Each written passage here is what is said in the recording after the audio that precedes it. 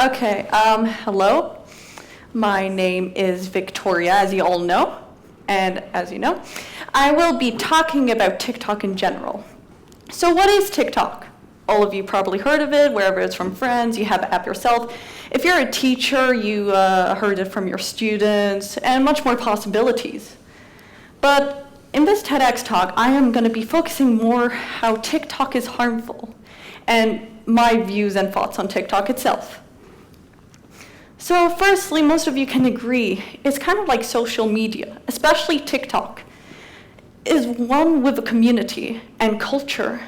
Like, I can't go down the school hallways without at least seeing one person flicking through TikTok, or going in the bathrooms. I commonly see people doing TikTok dances. So sometimes some people feel like if they don't have TikTok, kind of alienated, that they're not with the community. So moving on, one thing I despise about TikTok is trends. So yeah, sometimes trends are educational and so on, but I want to talk about one particular trend, which is prank culture. You heard of it before. Sometimes, yes, it's funny, but sometimes it can be very harmful to those around them. And sometimes it even lands people in the hospital. So this story happened 1 year ago, where there's this TikToker, and he went up to a child who was half deaf and his father in a shopping mall. And he was like, oh yeah, I'm friends with this really famous YouTuber, and if you put this blindfold on and put as many toys as you can in this cart, I'll buy it all for you. And of course the kid was super excited, because what kid doesn't want free toys? So they put the blindfolds on, the father agreed, they started putting toys in the cart for like 2 minutes. And what the TikToker and his cameraman did, they just ran away. And the most surprising thing about this is that in the tags, we can see that it was under hashtag funny, hashtag prank, hashtag trending, and so on. I don't see the funniness in that. And it's not only that creator, it happens to all other creators. They want to be unique. They don't want to be like the others. They want people to give them likes, followers, views, because they're different from the others. So we all know this. TikTok is a waste of time. But I'm just going to tell a bit about my experience. So let's say it's 9:15, I go on the sofa, I start flicking through TikTok, okay, 5 videos, I'm only going to do 5 minutes, right? And then 100 videos later, or 200 even, I look at the time and it's been 2 hours. Now, how does TikTok do this?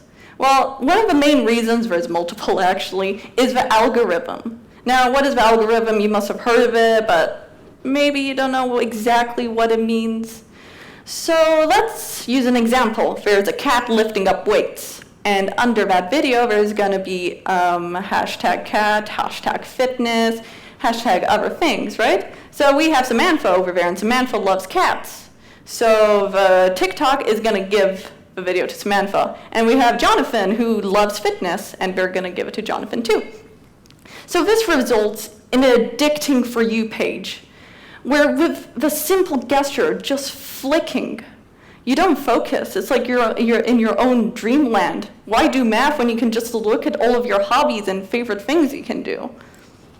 Okay, next, TikTok kind of has this gambling effect. So let me visualize it for you. You walk up to a casino with $5 in your hand. You walk in, you sit at a table ready to play some poker, hoping you can win a jackpot or something like that.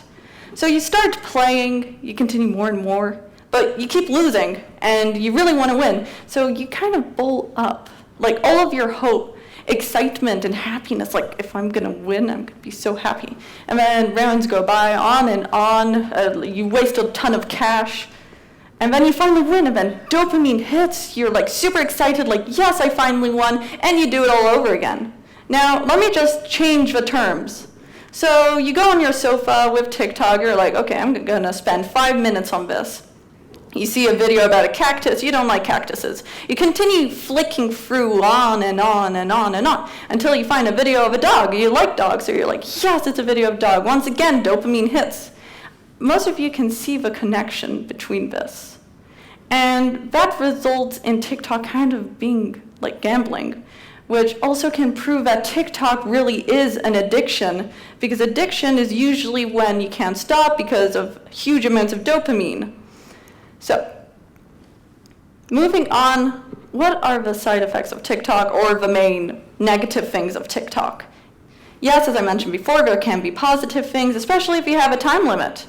But the three main things I'd like to point out about TikTok is addictive behavior, self-esteem issues, and negative body issues.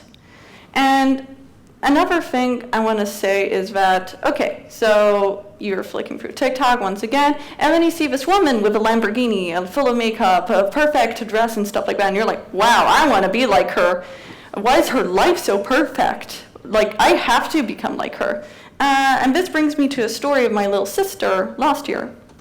And she was in year 6, and she got sent a link by her best friend, let's call her A for now. So A had this public TikTok account with 32 followers around, I forgot. And on the video she showed me, 42 likes was A putting on a full set of makeup to trending audio. Now, okay, this can't be bad if A was an adult, right? But we all know the age for TikTok is 13. Well, she was 10. And I think TikTok is not doing enough to protect minors and people under 13 from using TikTok. Well, yes, you can report, oh yeah, this is a minor, but it's not going to work all the time, which results in year 6s and year 7s and year 8s starting to wear more makeup, starting to know concepts which adults only understand, which is grown up and stuff like that. And we can compare it to the past before TikTok, 2016, where year 6s would wear unicorn jumpers with sparkles on them. Well, now they're just wearing crop tops and makeup. Mostly year 7s and 8s, I saw them around campus. So, what do I want you guys to take away from this? I'm going to split this up into 3 categories: parents, students, and teachers. So parents, if you have a child who is roughly under 13 or over, if you're under 13 and they have a TikTok account, just make sure it's private for obvious reasons. So yes, they can use TikTok as long as they're careful with it and does little amounts of it and only knows their friends, not strangers online, and gets weird comments. While if your child is over 13, not everyone notices. They have they do a lot, so you have to be careful on that too. If they do 3 hours a day, that is worrying. Students, if you have TikTok, yes, just like the parents, you have to be careful on how much time you spend on it. And lastly, teachers. You probably talk to your students about social media in general, and they're going to be like, oh, I already heard about that. Why do I need to listen to it all over again? But sometimes, yes, you know TikTok is bad, but you don't know the reasons why. Thank you for listening to my TEDx, and have a nice evening.